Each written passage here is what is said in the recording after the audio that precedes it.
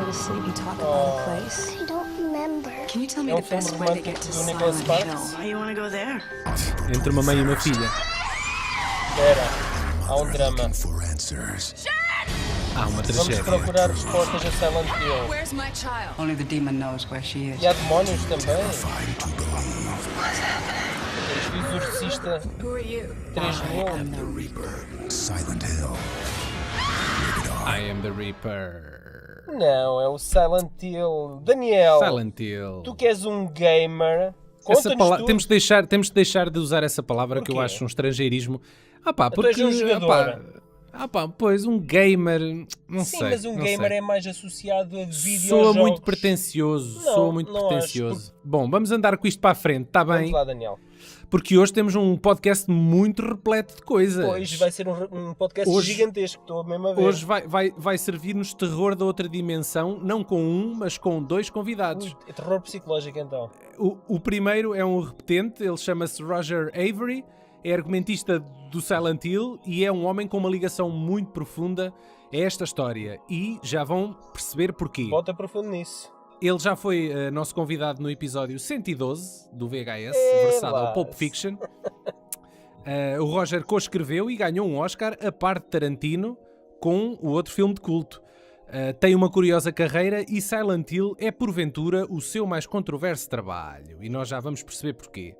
O segundo convidado, esse sim, é um estreante por cá, chama-se Roberto Campanella, é um italiano residente Campanella, é um italiano residente no Canadá. Que é como quem diz sino, não é? Campanella é sino, é o sino da igreja, não é? Ah, é? Acho que é Olha, Campanella, é capaz de acho que ser. Ele tem uma escola de dança e é o grande responsável pela coordenação e coreografia de um dos elementos mais icónicos deste universo. Falo nos distorcidos monstros de Silent Hill.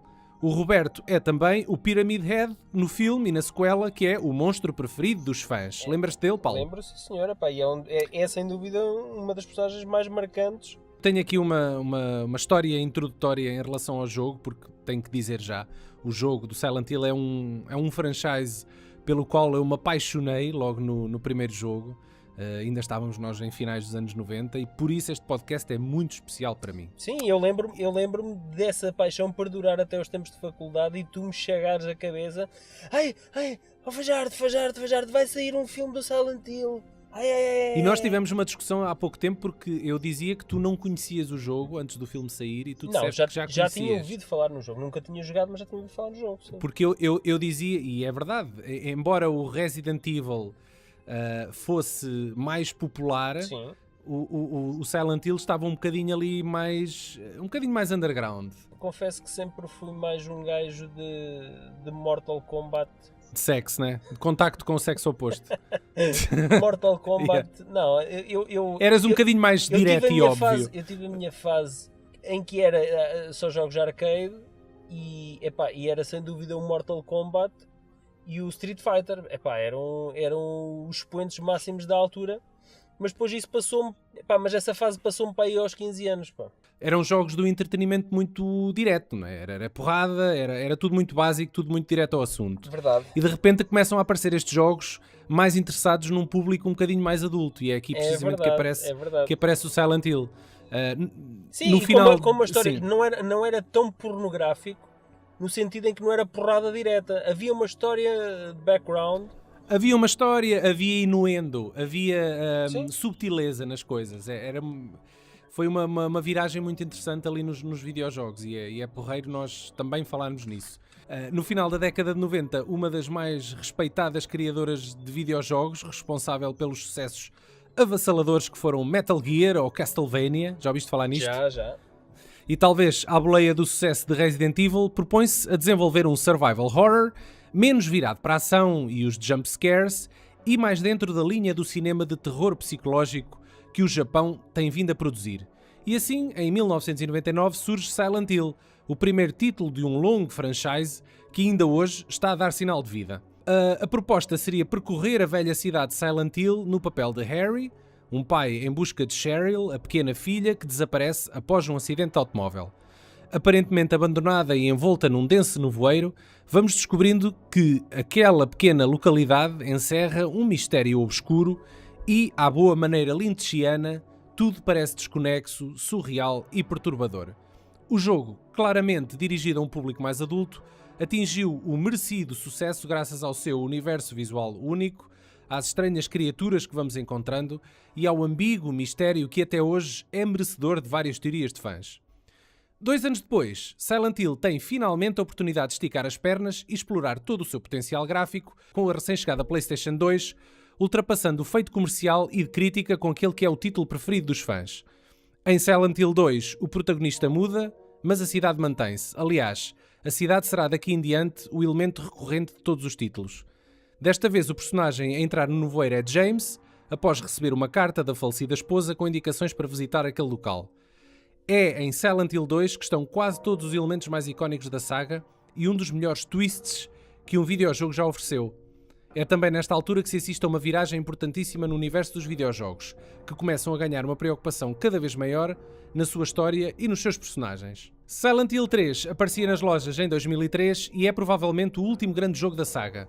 A partir daqui, a qualidade começaria a descrescer e após a venda dos direitos para uma produtora americana, a cidade de Silent Hill nunca mais captaria a atmosfera, a subtileza e a densidade dos títulos originais.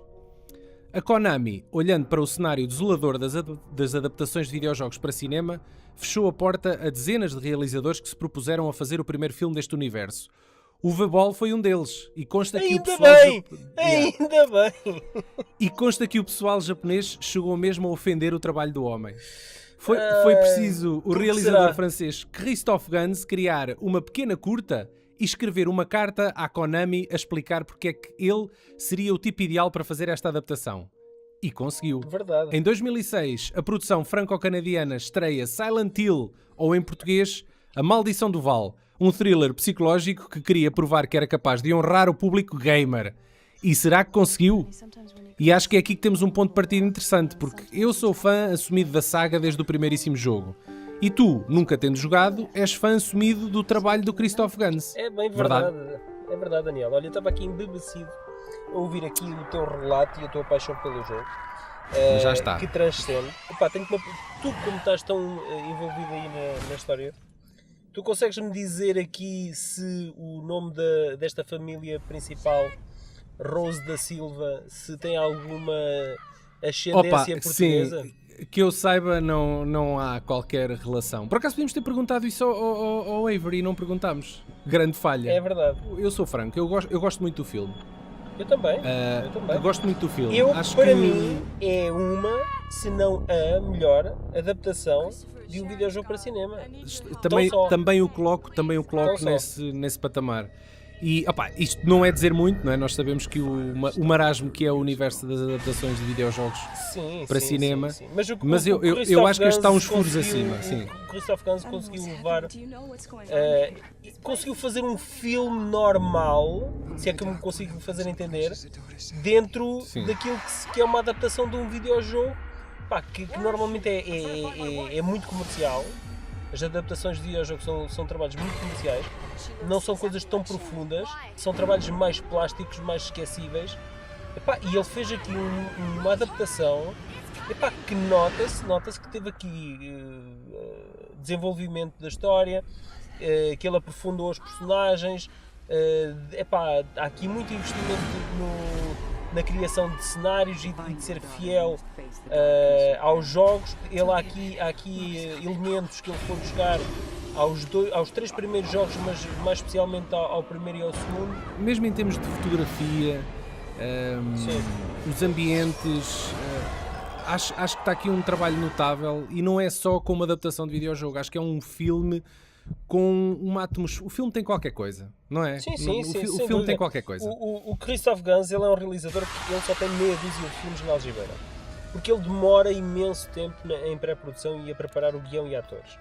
E neste caso nunca mais fez mais nada, não é? É curioso. Não, o último que ele fez foi uma adaptação da Bela e o Monstro. Pois é isso, mas já foi há 2 ou 3 anos. Não, talvez 2 anos. E ele demora imenso tempo a produzir cada filme. E neste caso, julgo que este tempo de preparação jogou a favor do filme. Os cenários são muito credíveis, a caracterização das figuras demoníacas que nos vão sendo apresentadas é muito boa. Eu julgo que os atores foram muito bem escolhidos e e apresentam bastantes semelhanças físicas com os personagens do jogo. Há algumas coisas, alguns elementos que mexeram comigo durante o filme. Uma delas é o som da sirene. Sim. Que sempre que nós ouvimos aquele som daquela sirene... Que é um elemento retirado diretamente dos jogos. É premonitório de algo mau que vai acontecer. A simples presença ameaçadora do Red Pyramid, com aquele facalhão tremendo,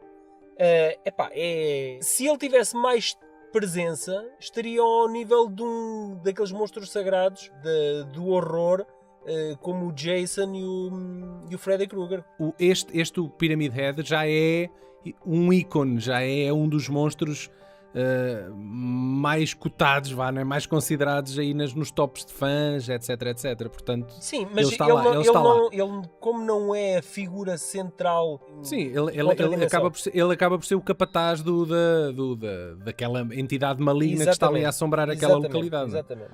Julgo que a favor do filme está um elenco sólido de atores, habitualmente secundários, mas bastante sólido. Eu gostei muito da seleção de atores para este filme.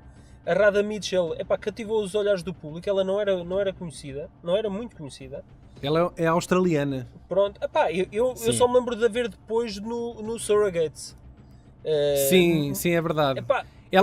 O papel assim mais relevante da carreira dela foi num filme do Woody Allen, que é o Melinda and Melinda. Sim.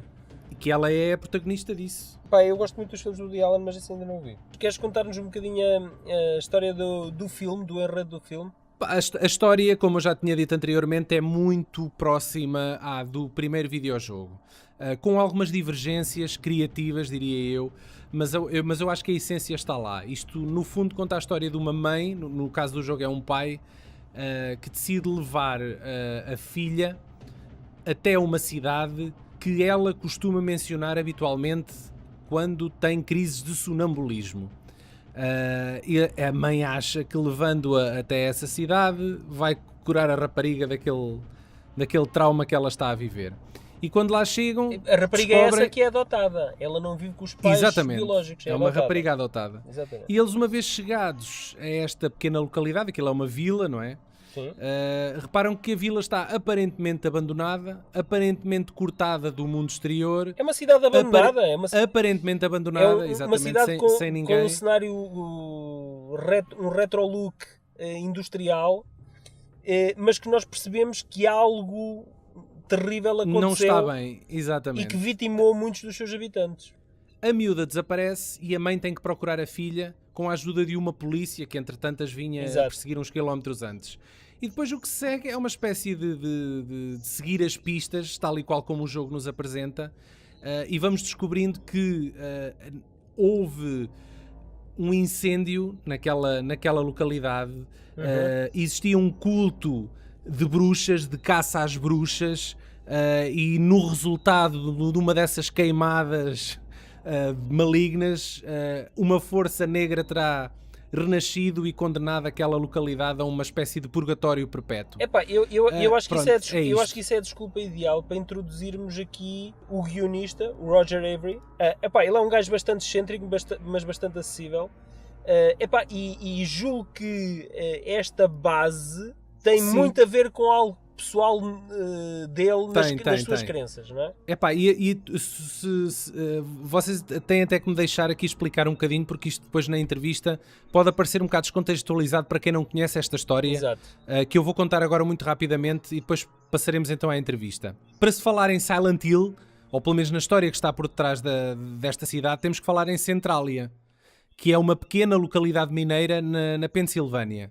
Trata-se de uma cidade fantasma, outrora uma comunidade mineira que nos anos 60 teve que ser totalmente abandonada até hoje. Isto são factos históricos, isto aconteceu mesmo. O que resta são apenas os edifícios e as ruas vazias, o chão quebrado e cheio de fendas, de onde emana um perpétuo gás e fumo tóxico. Aliás, eu julgo que impossibilita a vida naquela zona. Eu julgo que as profundezas ainda estão a arder. É uma mina ativa, exatamente. Ainda arde. Em chamas. Exatamente.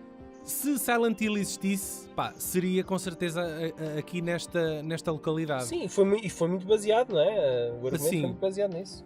Apesar de estar vedado até hoje, o local obviamente que atrai os curiosos, não é? E não se livra de também ela viver de mitos e lendas sobrenaturais. Uma dessas pessoas é precisamente o nosso convidado, que, só para adensar ainda mais a história, tem também ele laços familiares e afetivos com esta localidade real chamada Centrália. Por isso, acho que nada melhor do que partirmos então à conversa com Roger Avary. E a seguir já voltamos, não é? Vamos a isso. So, first of all, are you a fan of Silent Hill? Or were you before the movie? Well, I had played Silent Hill, and yeah, I was a fan, but that wasn't really my reason to do the movie. You were already a friend with Christophe Gans, right? Christophe and I are very close friends, and I saw that you co-wrote the script for Crying Freeman, right? Yes, as a matter of fact, I did. But you're not credited in it, I think. No, I throughout my life, I've done many things that I haven't been credited for. But that's normal. It's you come to a project, and sometimes there's no presumption of credit. Sometimes you're just going in at the last minute to fix something. Sometimes you're. It depends on the situation. Yeah. And sometimes it's a job. It's a gig. And it's working for my friend. And when you're working for your friends, it's a little looser. Okay. Did you? We know that Konami is a big protective with Silent Hill franchise and his universe. Was it a problem? Did they set rules on what you could write and not write? There was some guidelines. However, Christophe put together an amazing video presentation using footage from the games that we pulled, and off it went. And fortunately, they understood right away that Christophe understood the ethic of the game more than the game itself, and also that he had a kind of respect for the mythology, maybe. Yeah, the mythology, the visual qualities of the game. I mean, he went through great pain. That's not very common, because normally when you see an adaptation of a video game or a comic book, it's normally very superficial. One of the things that we noticed about Silent Hill is a very profound film. It's not just commercial. The running time isn't commercial. The design of the film, in fact, closer resembles the usual design of Christophe's movies. You watch the structure of Crying Freeman, and it's a very unusual structure. He has a very specific way that he likes to tell a story. Every time you enter into a movie or any kind of creative endeavor, everyone has their agenda. Christophe had his agenda, I had my agenda, and then the third component that has to be mentioned. The third component is Samuel Hadida, and to be completely frank, Sammy gave Christophe. He fought hard so that Christophe could absolutely make a movie that was an absolute reflection, like an auteur film of the material, and it required a very strong producer to do that, and so thankfully Sammy was there. Silent Hill games have a much more ambiguous about what's happening. The notions are much more ambiguous than the movie. The movie gives much more insight and facts for what's happening in the town. Was it a requirement for the movie audiences, or simply a narrative option? You mean the details about the town and the history of the town? The movie, for people who see the movie, understands better what happens before and what's really happening there. Let's just say I had some things that I, whenever I make anything, you cultivate from your life into your work. Your soul, your torment, what brings you joy, whatever it is, whatever is the most extreme emotions inside of you, you try to pull from. And there were things that I wanted to, encode into Silent Hill. Mm-hmm. I have a family history in Centralia, and oh, really? it's I'm sorry? That's such a coincidence, I think. Well, Since it's that town that possibly the game creators were inspired by, right? Well, it's true, and my family no longer has anthracite holdings in the Commonwealth of Pennsylvania. But there are things that happened in Centralia that we're feeling the repercussions of today, and there are still to this day dark and powerful forces at work in the Commonwealth of Pennsylvania. What I wanted to talk about when I did Silent Hill, and I encoded it very deep because I was working with existing source material. But I feel safe in saying it now because it's been a long time. Because I really wasn't such a big. I knew the game, and I love the game. Is especially Silent Hill 2 is absolutely outstanding. And the logical maneuver would have been to just absolutely adapt Silent Hill 2. It's almost a perfect story. Mm-hmm.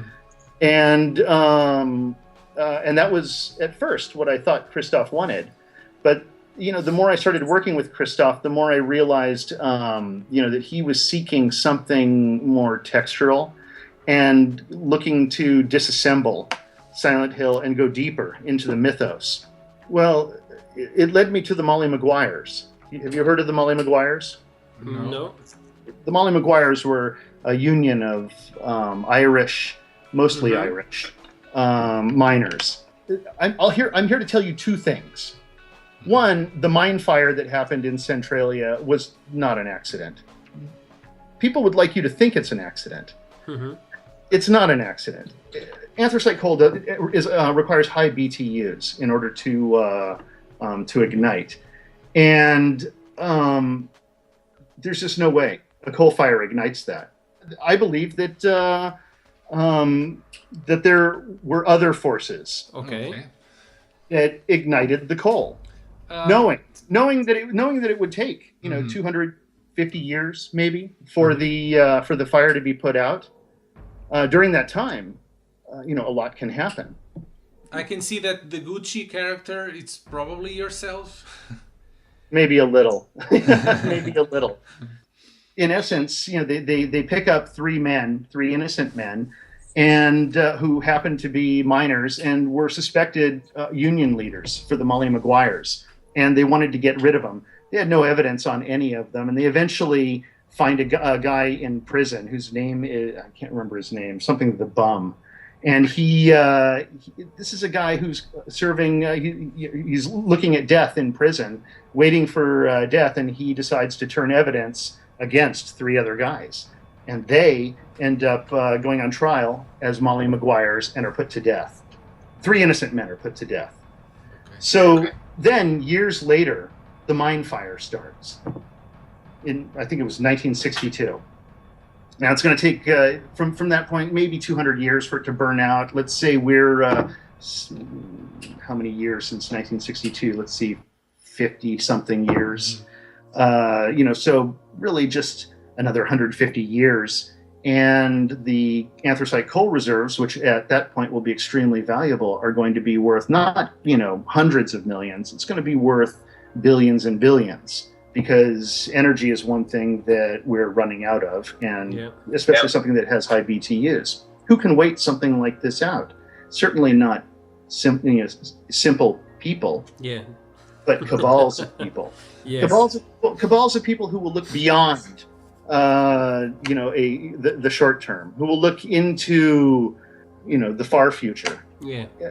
I know a little bit about this because a relative of mine defended the Molly Maguires. W.A. Marr was, on the team.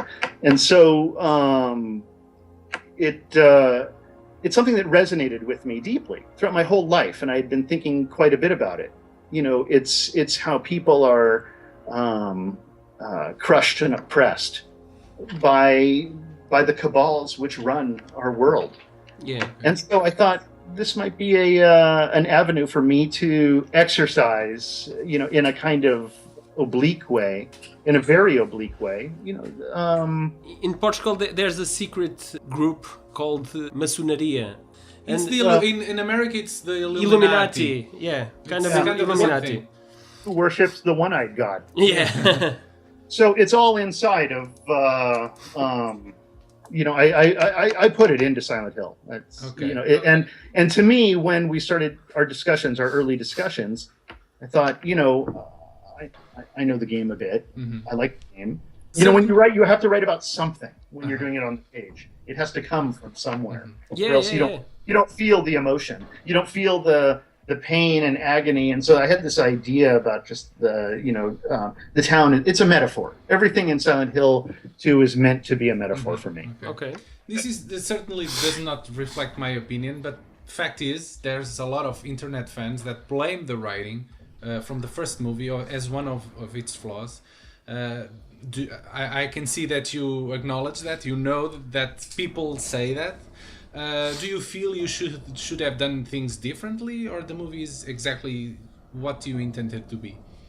I achieved my agenda with the movie. You have to understand, I grew up watching movies like The Devil's Rain, with William Shatner and Ernest Borgnine.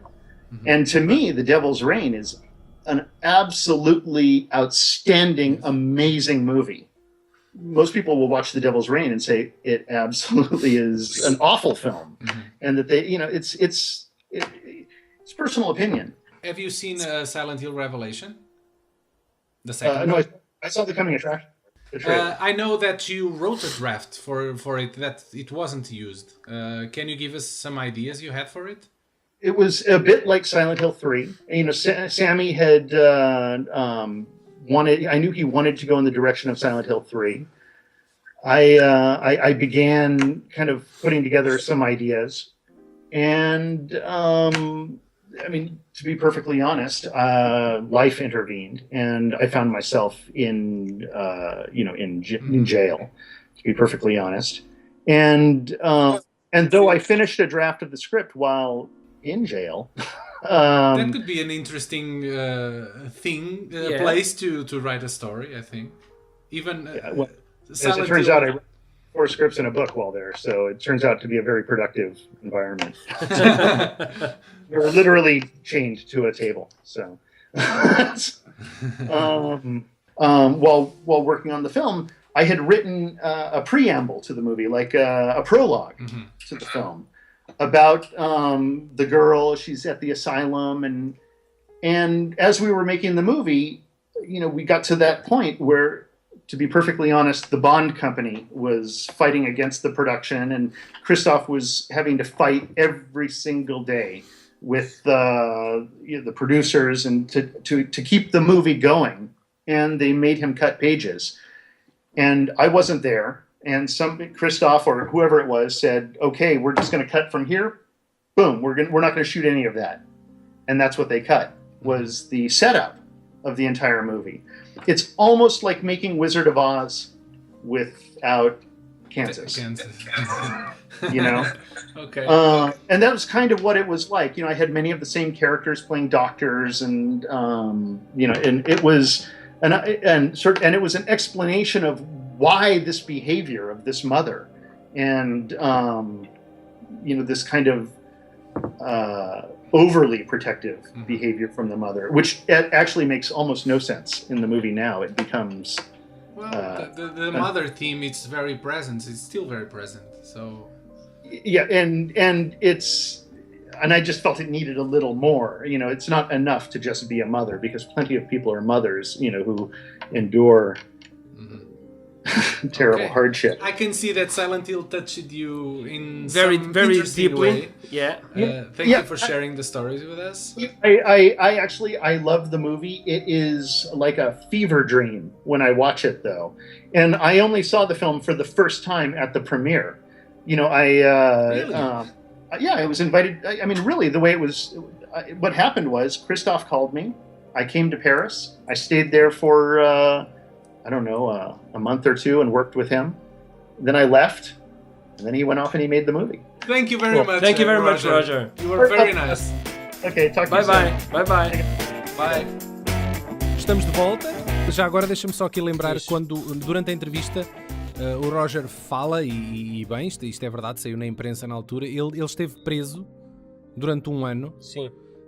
Em 2008 e foi devido, se vocês estiverem curiosos, ele teve um acidente de automóvel e... Que fatidicamente acabou com a morte de uma... Sim, morreu, acho, não sei se era a namorada dele e mais um passageiro que ia no carro.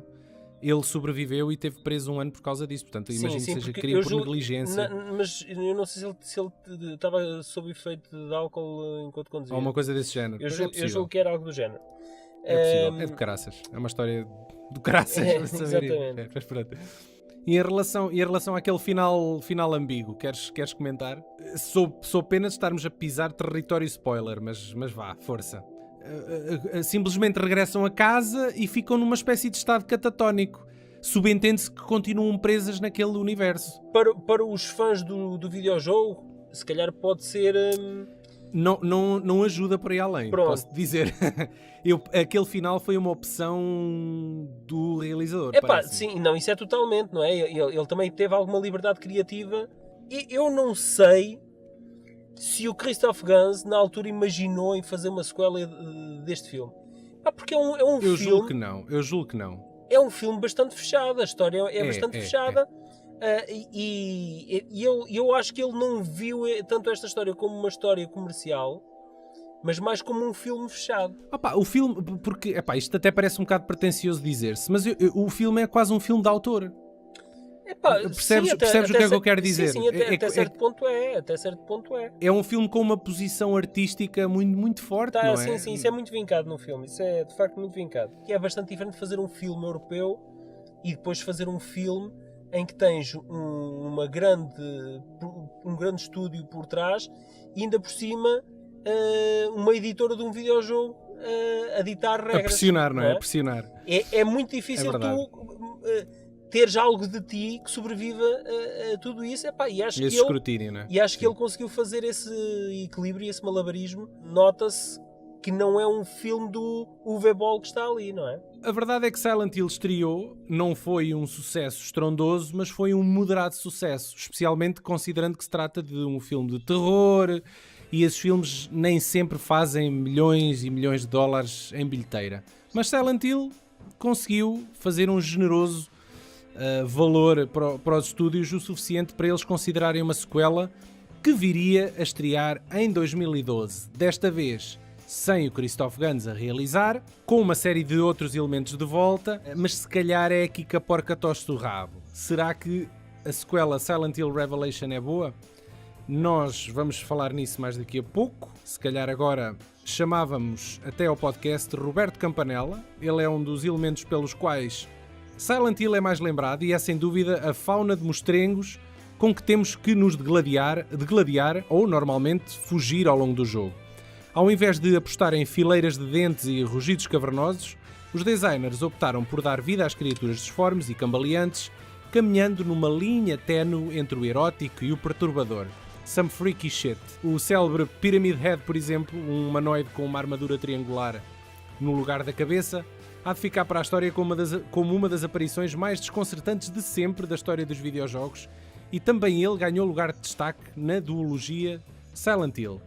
Dentro do fato deste e de muitos outros, e a dirigir dançarinas maquilhadas e contorcionistas, esteve Roberto Campanella. E com grandes decotes. Verdade. Um professor de dança italiano que tem trabalhado em séries de televisão e cinema que recorram habitualmente a monstros e criaturas. Interrompemos-lhe uma dessas aulas para que nos contasse alguns detalhes do processo criativo do filme. Estão prontos?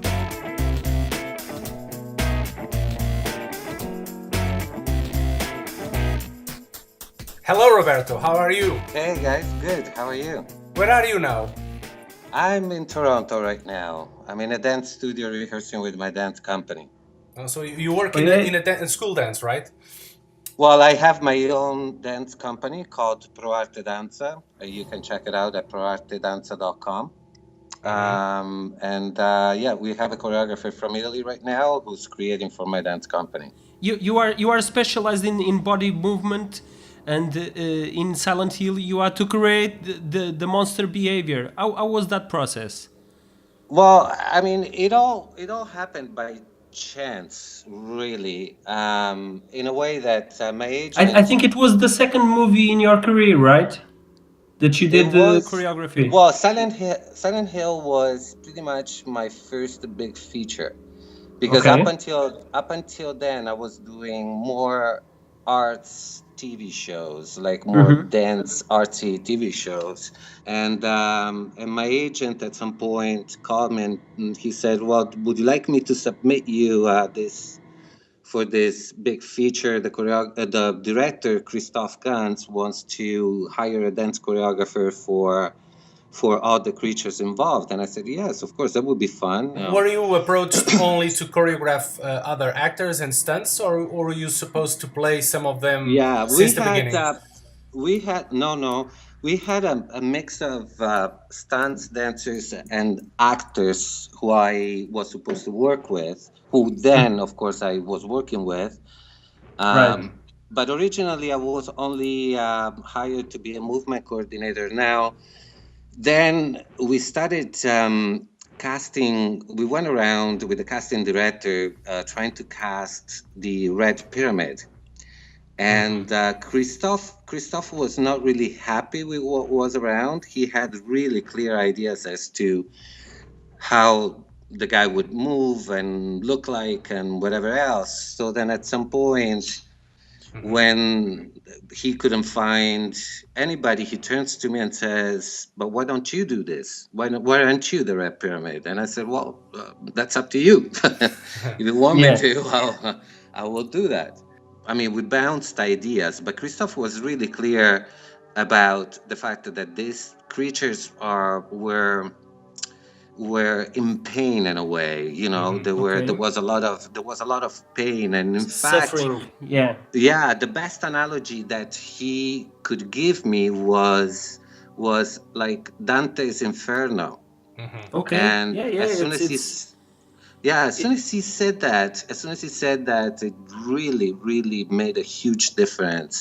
Now, because it's a video game, a lot of it, production, and I didn't know the video game, so I apologize to all the Silent Hill gamers. You never played them.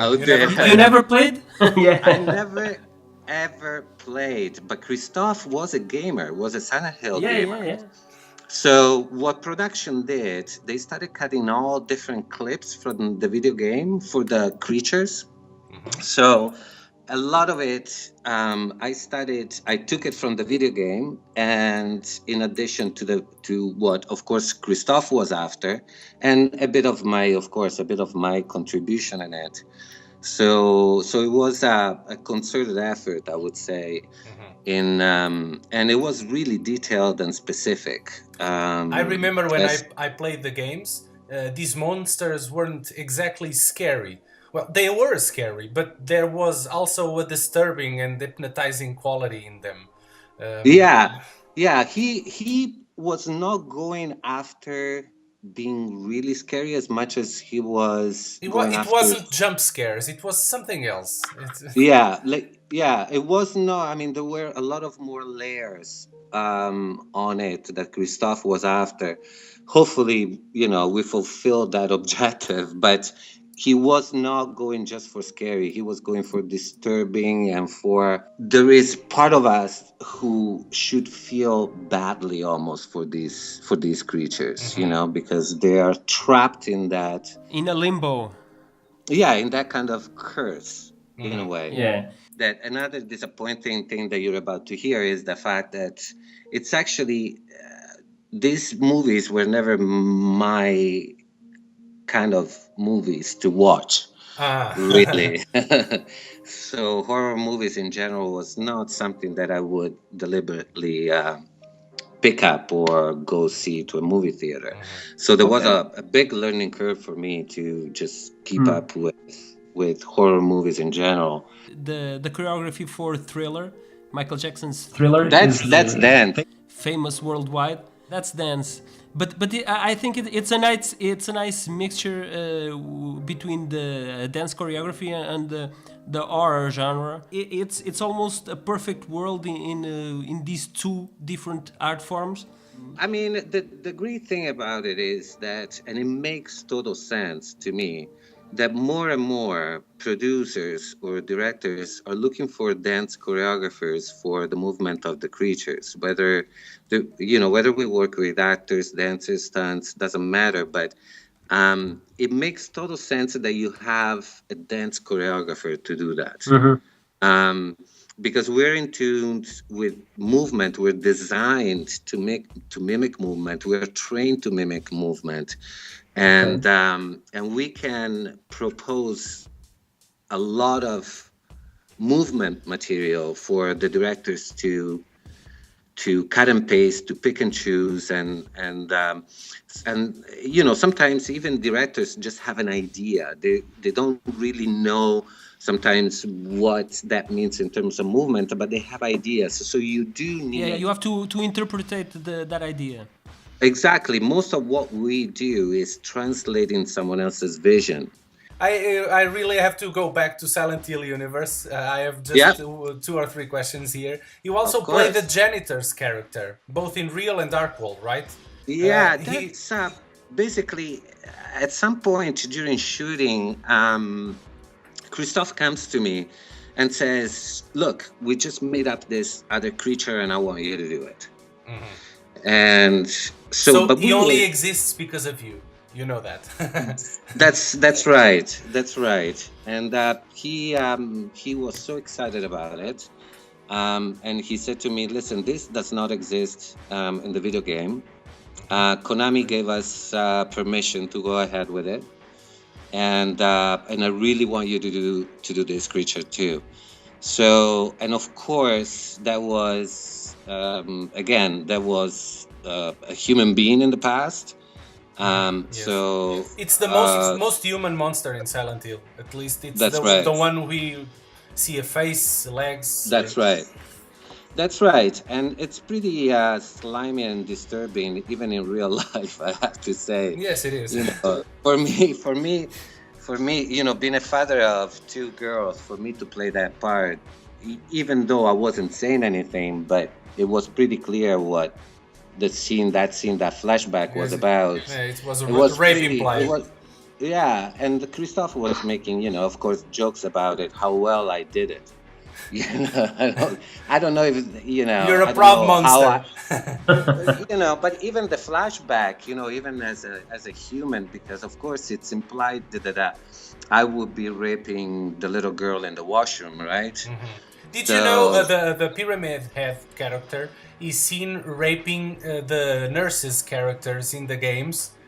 There are scenes where the Pyramid Monster is raping nurses, so I think at least the raping idea, it's also on the games.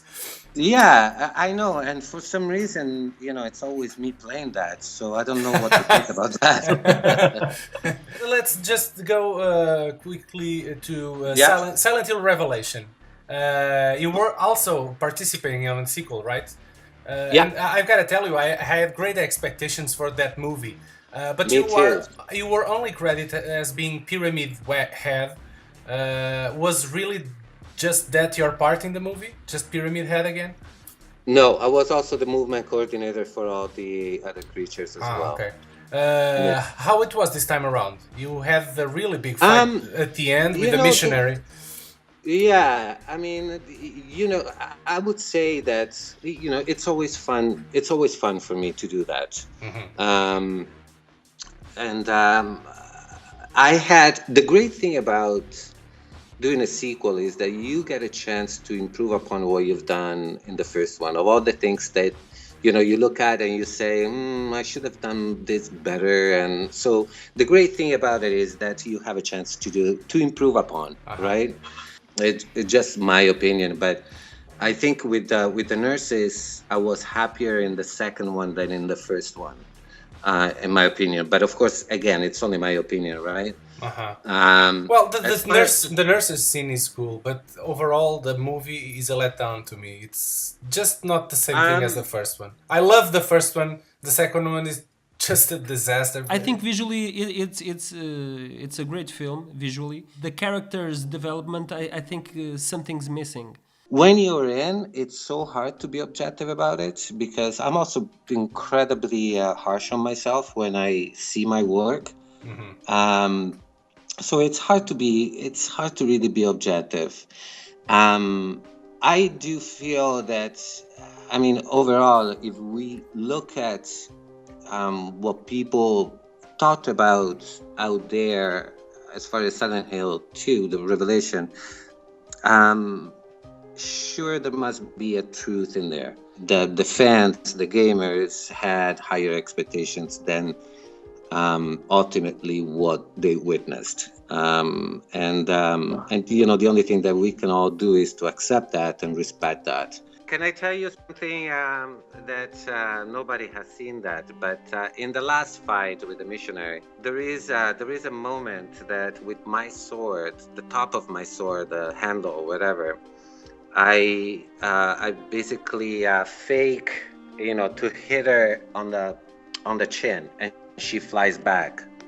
And we were trying to we did that over and over again, and you know, with the red pyramid hat, I can't really see well, and I kept saying to the stunt, I said, listen, let's just just be aware that I can't see anything. So and she's like, no, don't worry about it, we'll take the proper distance, and you know, before action we would try the proper distance so that I wouldn't hit her. Well, Michael at some point says, lots of energy, I want to see lots of energy, and I don't know what happened. He says action, and I actually, for real, hit her so hard that with the sword that she was, her bottom face and the jaw was so bruised and black that I thought, because of course they call cat,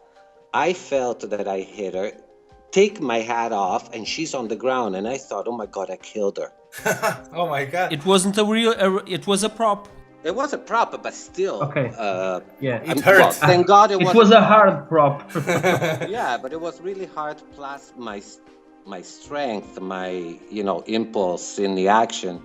And I thought I had killed her, and thank God I didn't. But it's one of those things that I will remember forever, and that I will feel sorry forever. But she was, there was prosthetics on top of her face, right?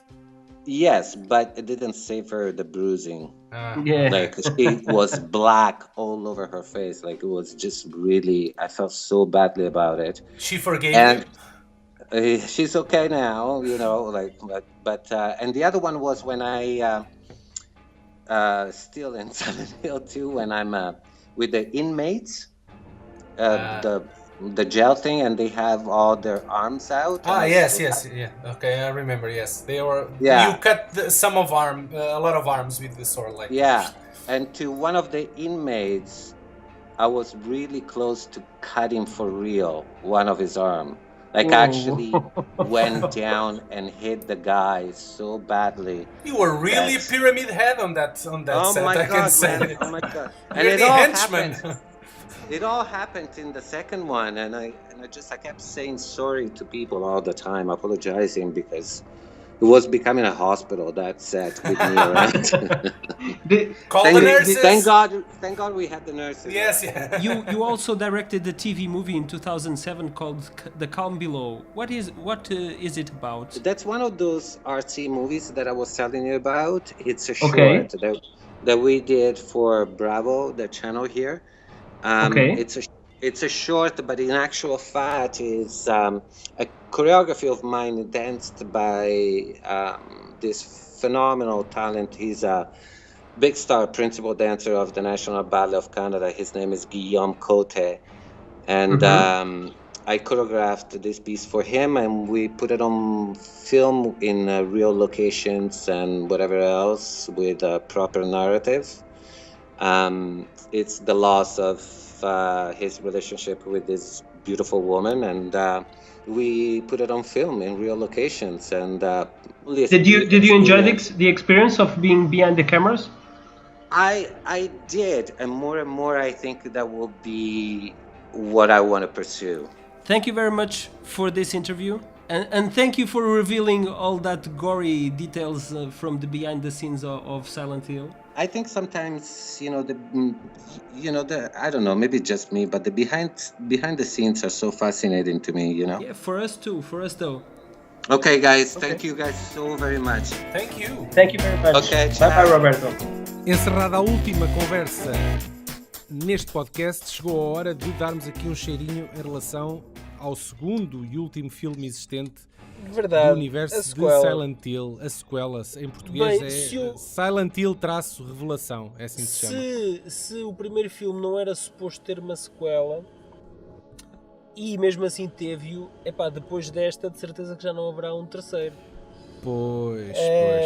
Opa, eu sou-te sincero, eu aguardei com muita expectativa a chegada desta sequela, como tu deves imaginar.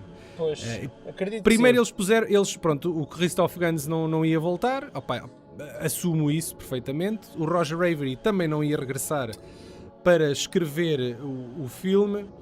E depois meteram aqui este Michael J. Bassett. O gajo é um ilustre desconhecido. Eu só tinha visto um filme dele antes. O Michael J. Bassett é um ilustre desconhecido, mas que demonstrava ter algum talento, que se calhar e habilidade suficiente para talvez levar esta sequela no rumo certo. Tu viste este filme dele de 2009, o Solomon Kane? Sim, vi. Pronto, não é um filme brilhante.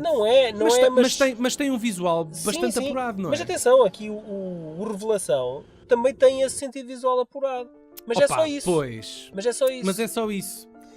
Enquanto o primeiro Silent Hill é um filme com alguma densidade, não é? Emocional até. Não, aqui esquece, não há. Esquece. Não há. Esquece. Não Os gajos fizeram um filme. E o Sean Bean, que é um ator que eu gosto, eu acho que ele está tão desperdiçado neste filme. Está tão subaproveitado. Eu acho que eles até fizeram uma coisa bem feita. A história, a ideia da história, que é retirada diretamente até do terceiro jogo. Sim. Que é a miúda. Eles andam em fuga, fugida com o pai, exatamente, andam em fuga, entidade falsa. E não sei o quê. Até aí, pegar nesse elemento, ou seja, pegar na Sharon, agora adolescente, já não criança, é um aspecto interessante da história. Gostei de irem por aí, era um bom caminho. Mas depois o filme perde-se da forma mais barata, mais gratuita. É esquecível, completamente esquecível. São sketches atrás de sketches, não há uma coesão naquele filme, os diálogos são terríveis, é tudo muito gratuito. Adeus subtileza, adeus emoção, adeus tudo. E depois aquele final, um final tipo Mortal Kombat, não há palavras para descrever. É um filme bem executado tecnicamente, mas falta-lhe a alma do primeiro. E depois os gajos venderam isto como em 3D, não sei se te lembras. O filme foi em 2012. Eu tenho ideia da capa ser o Pyramid Head com a faca, uma espada, e depois ter um 3D em cima da faca. Pronto, sabes como é que é? Eles ainda estavam a viver aquela efervescência toda do 3D, sim. Então bora lá fazer um filme de terror em 3D, e decidiram pegar no franchise menos adequado para uma experiência visual deste tipo. Depende da forma como utilizas a técnica. Por exemplo, eu estou-me a lembrar do Hugo, do Martin Scorsese, e o filme é 3D. E tu nunca imaginarias que aquele filme fosse um filme 3D ou que fosse... Neste caso, foi usada da forma errada, não é? Simplesmente não funcionou. Não. De facto o filme é uma salganhada pegada e não... Eles puseram este gajo, que é realizador, a escrever também o argumento, e acho que esse deve ter sido o erro principal neste processo todo. É com grande mágoa que eu olho para este Silent Hill Revelation. Isto entristece-me, este filme. Não tenho outra forma de descrever isto. Entristece. É um direto para vídeo, não é? Isto é um direto para vídeo. Eu já não ia com aquela pica toda, porque eu já tinha lido reviews na net e já ia precavido, mas mesmo assim nada me preparava para a desilusão. Tem alguma coisa fixe o filme? Fotografia. A fotografia. Pronto. Sim. E os cenários e a construção de cenários, etc. É assim, tu tens o design de alguns personagens, não é? Dos monstros especialmente, que também está bem conseguido. A questão é a mesma história. O que falha aqui... algumas coisas boas do primeiro filme. Sim, o que falha aqui é a mesma história. Pronto, olha, não quero falar mais nisto, já até fico um bocado deprimido. Vai-te penitenciar. Vou ver outra vez o primeiro filme. Prepara a chibata. E o que é isto? Estou a ouvir outra vez a sirene. Temos que ir Corram para os abrigos, corram para as montanhas. Fujam! Adeus, Paulo, até à próxima.